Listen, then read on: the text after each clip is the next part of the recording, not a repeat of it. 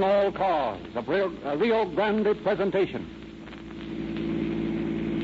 Los Angeles Police calling all cars, attention all cars, broadcast 58. Stand by for review of preceding broadcast covering murder, bank holdup, and dynamiting. That's all. Rose Euclid.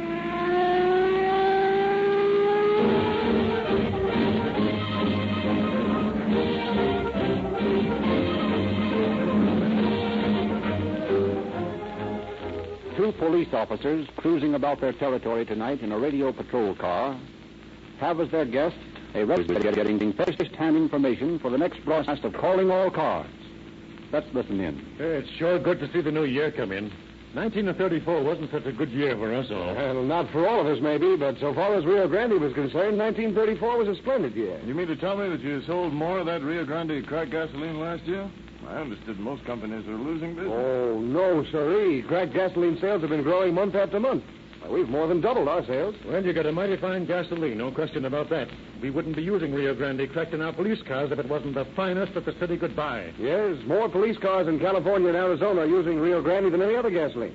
But you know, most of our business comes from new customers. Motorists who want to get police car performance in their cars. I imagine that Calling All Cars radio program creates a lot of new customers for you. Yes, that's right. Nearly every listener is driven to a Rio Grande station to try cracked gasoline, and they stick with us. Rio Grande has a mighty loyal following, and the company tries to show its appreciation by giving better broadcasts every week. Hey, there's a special program on tonight. Let's listen to it.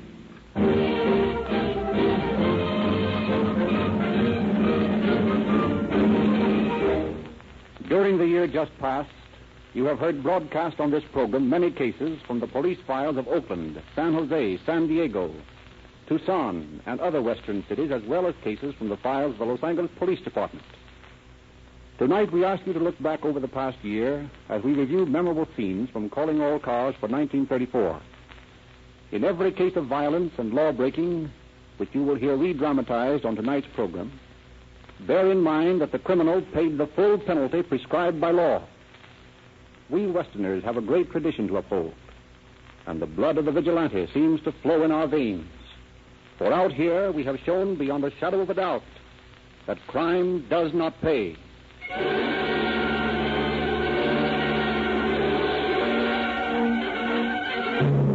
Do you remember Tom White, the rattlesnake bandit, and his blonde wife and partner in crime, Burma?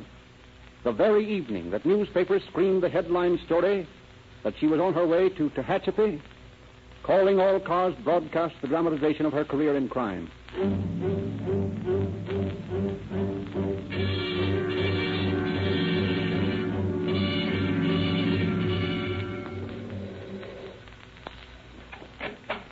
Yes? How do you do, ma'am? We're police officers, and we'd like you to help us. Why, come in. Is anything wrong? What can I do? We're looking for a blonde who lives in this building. A blonde? Well, there are several blondes here. Who are they? Well, now, there's Miss Arnold. What's she like? Well, I wouldn't want it to go any further, but she's heavy. In fact, she's fat. Yes, that's not the one. Who else? Well, then there's Miss Gilman. She's 40 if she's a day, though she tries to tell people she's only 32, you know. Well, that's not the one. Oh, yes. There's young Miss Adams. Hasn't been here very long. What's she like? Well, she's just a child, about 19 or 20, slim and pretty in a way. That's the one we're looking for. What department is she in? In 218. Now, look here, I don't want any trouble in my place. Well, there won't be any trouble. You just stay right here in your apartment.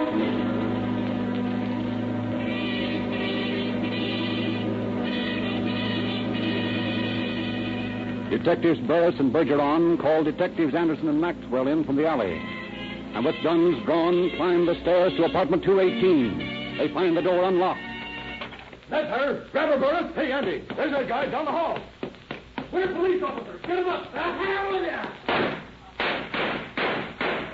What are they doing, killing Tom? No, Burma. He just committed suicide by pulling a gun on an officer.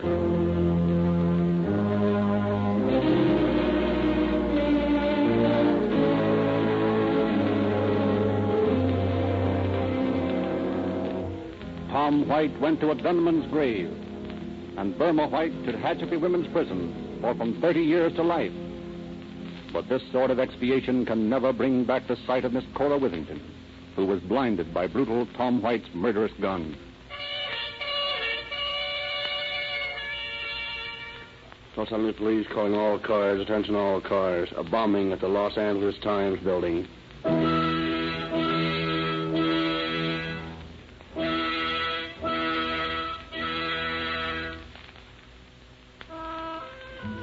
It is 1 o'clock in the morning of October 1st, 1910. While the city sleeps, a band of men who toil by night and rest by day is working at top speed. From the far corners of the world, another page of history's book has been assembled. The morning paper is going to press. In the composing room on the second floor of the Times building, a line of men, green eye shades clamped to their heads, clatter at the linotype machines. In the engraving room on the sixth floor, mercury lamps throw their ghoulish glare. The dog watch in the city room sleepily eyes the clock, hoping that no big story will break to disturb their somnolent ease until 30 comes for them at 4:30.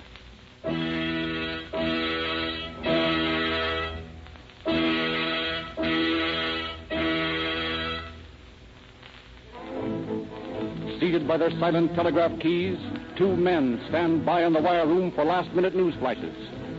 In the basement, the huge presses hungrily await the plates for the final edition.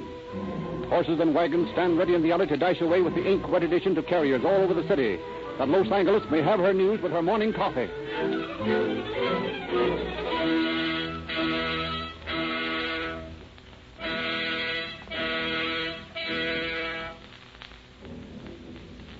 The hands of the clock slowly move on. Activity increases as press time approaches. It is now 1:05. In Ink Alley by the press room, another clock ticks ominously, unnoticed by any of the busy workmen in the building. The seconds pass. The clock says 1:07. And then...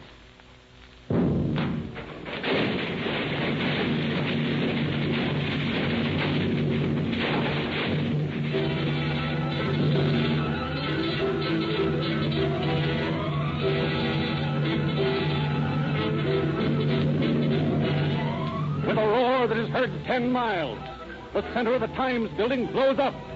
The force of the explosion snaps the girders supporting the second and third floors as so many toothpicks.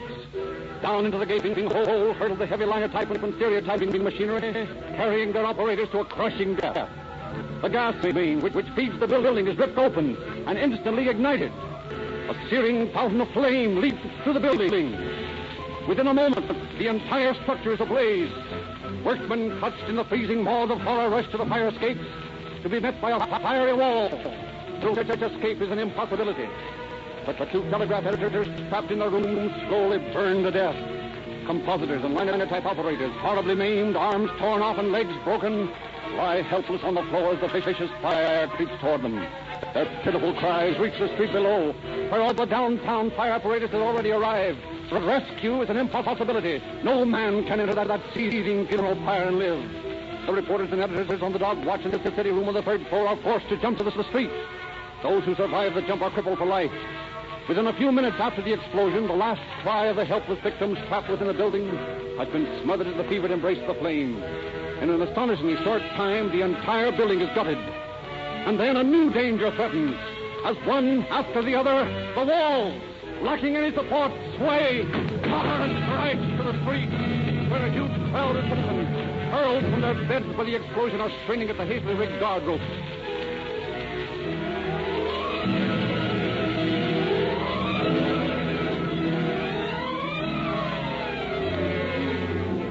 All night long the fire rages, completely ruining the plant of the Times. Yet just a little later than usual the next morning, the Times is delivered to its subscribers, printed at an emergency plant by the battered, bruised, and bandaged survivors of the catastrophe. Before the last smoldering ember has died away, the law swings into action. Sam Brown, chief of the district attorney's investigators, and William J. Burns, world-famous detective, team together in a manhunt which extends halfway across America before the McNamara brothers, arch-terrorists, are run to earth and sentenced to life imprisonment.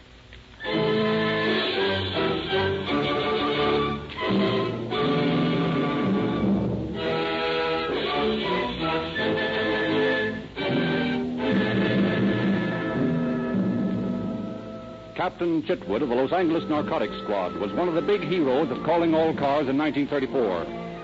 He it was who posed as a dope peddler. and met with 3 wily Japanese high on the top of a hill. His problem was to get the goods on the Orientals and then arrest them and bring them into headquarters. He took his life in his hands.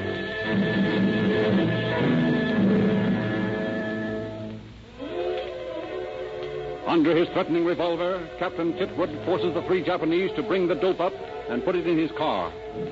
Although he watches his captives with great care, he cannot but feel the constant threat of Koto's great strength. As the car is loaded finally, he orders the 3 into the car. In your work, Mr. Jordan, you do not make a great deal of money. Well, it's not very much according to your standards.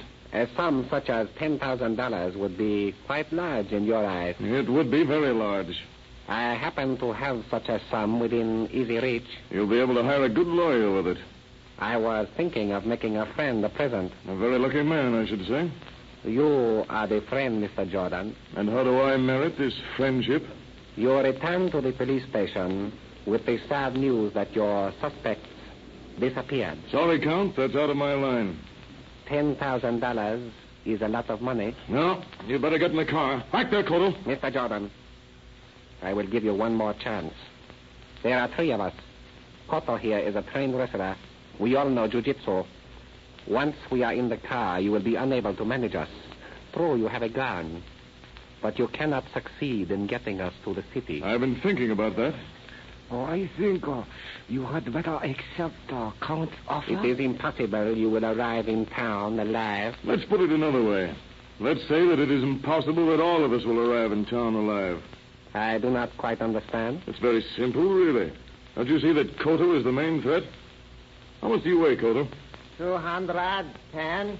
When you, Count, and Huashi here are carrying Koto through the fields down to where I can call a police car, you won't be very dangerous. But why should they carrying me? Because I'm going to kill you. You cannot do that. My dear fellow, I can and will do exactly that. Koto, unfortunately, resisted arrest. My duty as a police officer, although unpleasant, was very plain. I had to shoot him.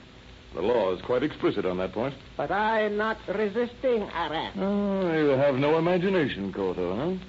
Who will ever know? Very good. You will not do this thing. It is fantastic. Just to show you that my gun is loaded, gentlemen, and that I mean what I say. Please, must be another way. We plead with you, Mr. Jordan. We have been very fair. We have offered you money. Well, you will not take it. But that is no excuse to murder one of us. I have no desire to kill, but there is one other way. What, please? Koto will lie on the floor of my car. You two will lie on top of him with your hands at my side. If you make a false move, I'll shoot all of you. If you don't, you'll arrive safely at the station. We accept. Into the car, then. And watch your step. This gun is liable to go off in my hand by mistake.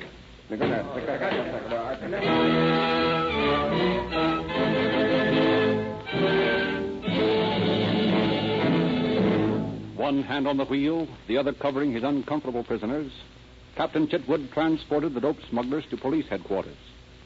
They were speedily tried and speedily sentenced to 2.5 years in the federal penitentiary in Leavenworth for violation of the Harrison and Jones-Miller Narcotic Acts. Since serving their time for that offense, the Count has been sentenced to Folsom on a verdict of first-degree murder. Koto has returned to Japan, and Awashi is a fugitive from justice, having jumped a bond on a forgery charge.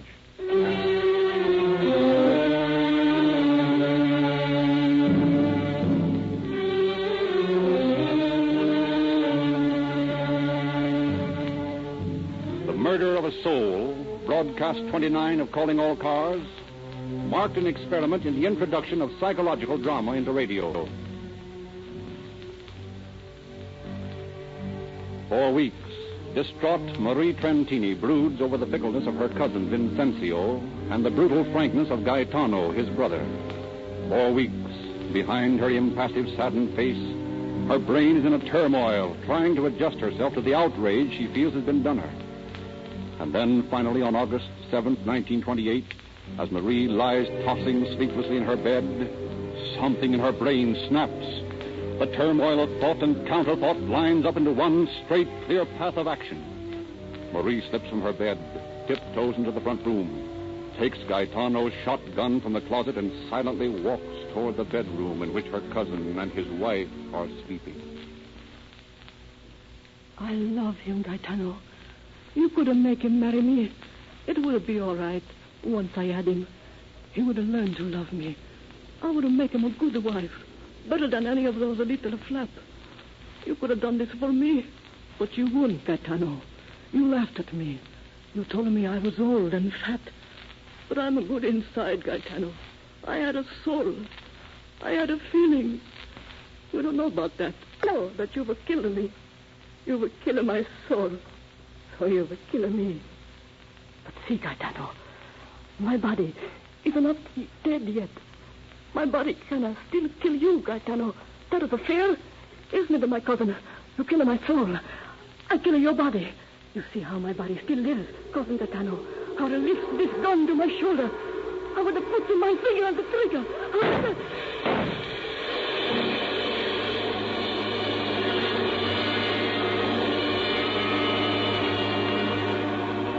Marie Trentini established an alibi to the police, but Captain Barlow, police fingerprint expert, discovered her prints on the gun. Confronted with this damning evidence, Marie, excusing herself for a minute, stepped into an adjoining room and slit her throat.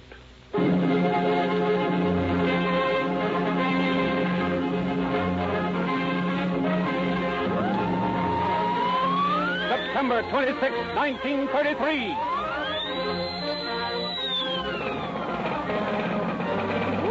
Under a hail of machine gun bullets, Charles Mickley, Harry Pierpont, and Russell Clark, accompanied by 7 other convicts, successfully escaped from the Indiana State Penitentiary.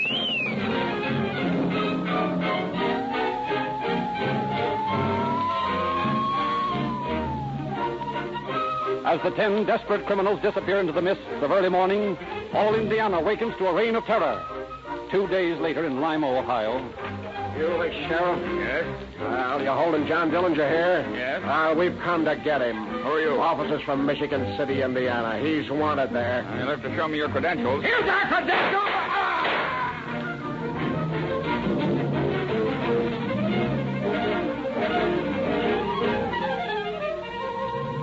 Terror spreads throughout the Middle West. Hysterical fear mounts. Not since the days when Jesse James rode the prairies have respectable citizens lived in mortal dread of a ruthless outlaw. Dillinger is loose! Indianapolis. $21,000 taken from the Massachusetts Avenue Bank. New Carlisle, Ohio. And it's taken $53,000 from the New Carlisle Bank in daring daylight robbery. Farrell, Pennsylvania. Hold up in the Faro Bank. Lost $24,000. Daleville, Indiana. Hold up and lost $3,500. Montpelier, Indiana. $12,000 haul from the Montpelier Bank. Racine, Wisconsin. Hold up the American Bank and Trust Company. Lost $27,000. Greencastle, Indiana. $74,000 bank robbery. East Chicago, Indiana. Hold up for the First National Bank. $20,000 stolen. 1 policeman murdered.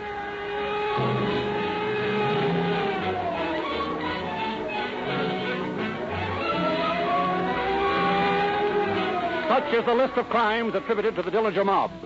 Federal authorities combine forces with state and local peace officers. Roads are blocked. The militia is called out.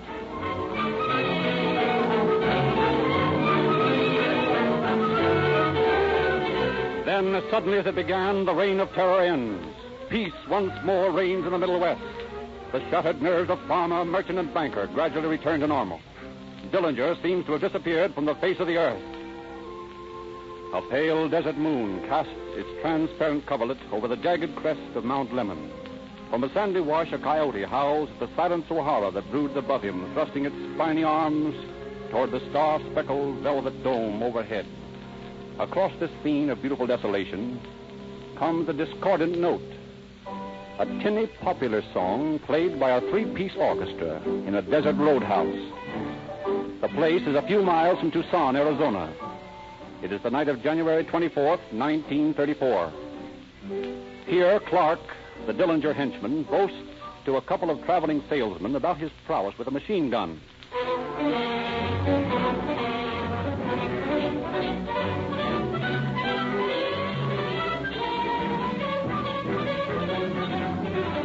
Three days later, the Dillinger gang is in the Pima County Jail, and a week later are transported to Indianapolis.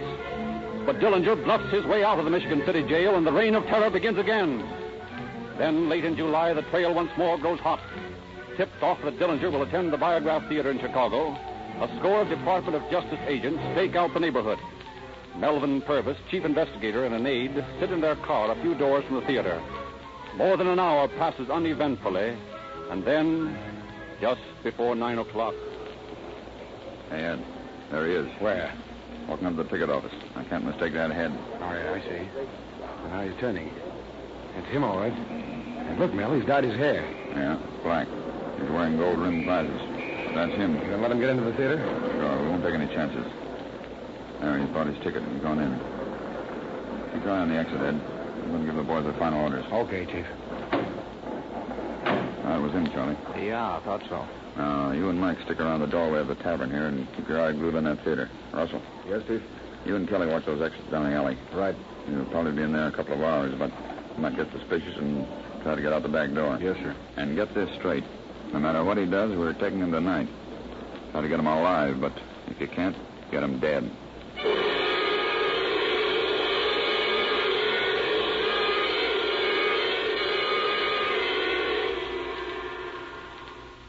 Two torturous hours are spent by the officers surrounding the theater.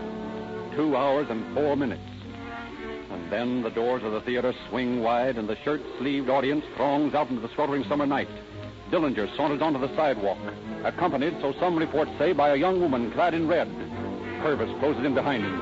As Dillinger crosses an alley, Purvis waves his hand. 5 officers close in. Suspicious, Dillinger reaches for his pocket.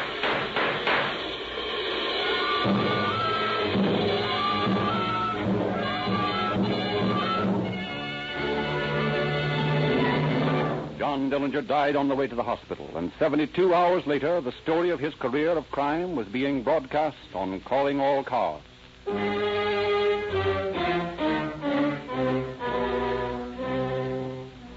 Another famous master criminal was the subject of broadcast 36. Herb Wilson, the nitroglycerine parson, minister turned safe robber. Only once in his career did he fail to break a safe.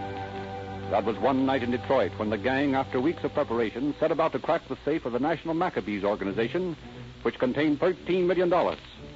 One by one, the guards are overpowered and locked up in closets. One by one, the 13 burglar alarm boxes are put out of commission. Then, all precautions taken, Wilson unwraps his equipment, the gas tank is wheeled in, and donning an asbestos apron of his own invention, the nitroglycerine parson lights his torch and sets to work on the massive safe. Like a knife through cheese, the hissing blue flame of the torch cuts through the thick steel box. Deeper, deeper as the hours of the night wheel on. Closer, closer to a tremendous fortune. The members of the gang crouch around their leader, watching with eyes gleaming with avarice as the hooded figure of the master cracksman bends over his work. Finally, toward dawn, Wilson raises his hooded head. Only another quarter of an inch, boys. Well, hurry up, Herb. It's getting late. Yeah, just a matter of a few seconds, and then... $13 million. Yes, sir. Hey, what the... Herb, what the hell's wrong? I don't know. Let me try that tank. Well, that's that, boys. We're out of gas. Out of gas? And a quarter of an inch away from $13 million. Yep, that's the way it stands. What are we going to do, Herb? What can we do? You can't get gas any place at 3 a.m. on Sunday morning. Well, we could use nitro on it. Yes, if we had any. Oh, that's right. We didn't bring any with us. Yeah, well, it won't do any good crying about it, boys. We'd better get out of here and get out fast. Come on.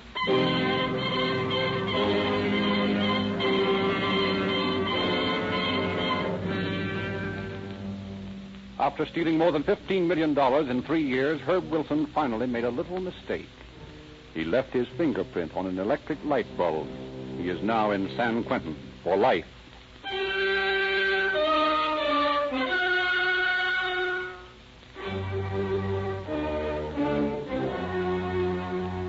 The biggest Western crime story of 1934 was the kidnapping of William F. Gettle, Beverly Hills oil millionaire.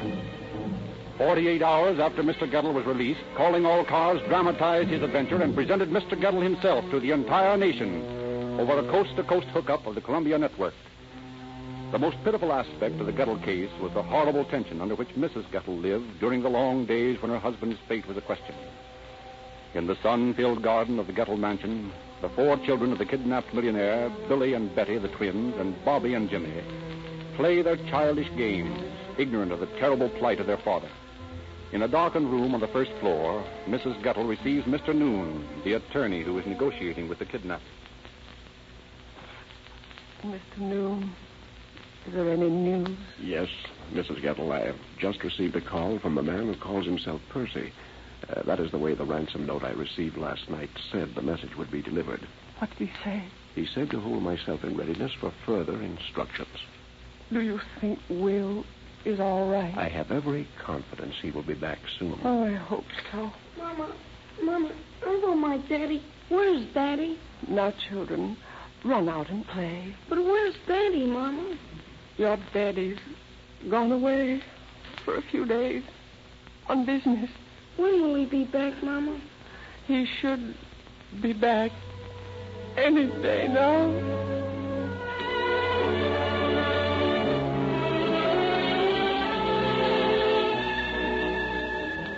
But 2 days later, due to the keen ears of Detective Burris staked out on a dictaphone, the kidnappers are located and Mr. Gettle is released.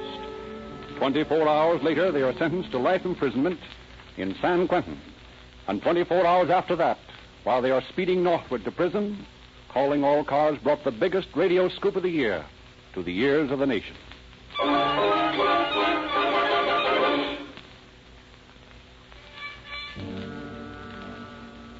Another famous criminal case of 1934 was the Nellie Madison murder case.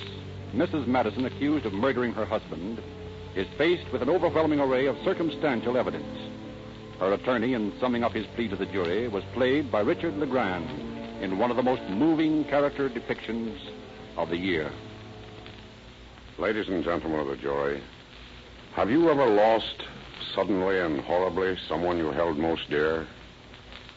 Have you ever been so stunned by personal misfortune that you were cold and indifferent to all that transpired about you? If you have, then you know what has been happening to Nellie Madison throughout this trial. There can be no murder without motive. And what possible motive could this woman have? The Madisons were a loving couple. You are being asked by the prosecution not only to hang a woman, but by all we've shown during this trial, to hang an innocent woman. Don't do this thing. Don't have it on your souls and consciences the rest of your lives. Don't send this innocent woman to the gallows upon the tenuous threads of circumstantial evidence. Remember the command of our Almighty Father. Thou shalt not kill.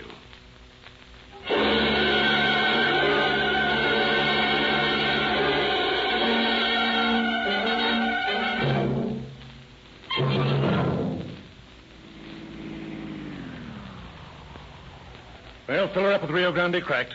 Well, I wouldn't dare give a police car any other gasoline. I don't think you could. I just been listening to Rio Grande's Calling All Cars program. Did you hear it? Well, we got a Calling All Cars man right here with us tonight. Oh, well, I suppose you two cops will be the heroes on the next broadcast. Hey, how about putting you on the radio, too? What have you got to say in behalf of the independent dealers who sell Rio Grande gasoline?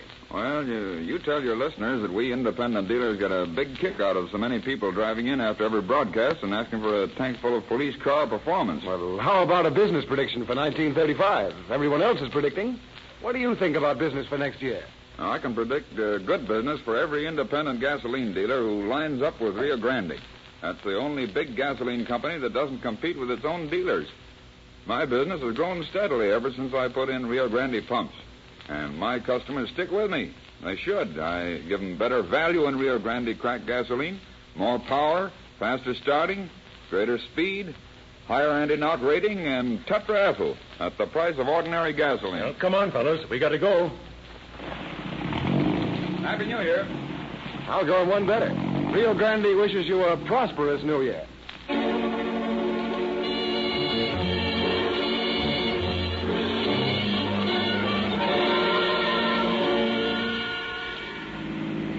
Los Angeles Police calling all cars. Attention all cars. Cancellation broadcast 58. And congratulations on the good work, boys. Keep it up. Rosenquist.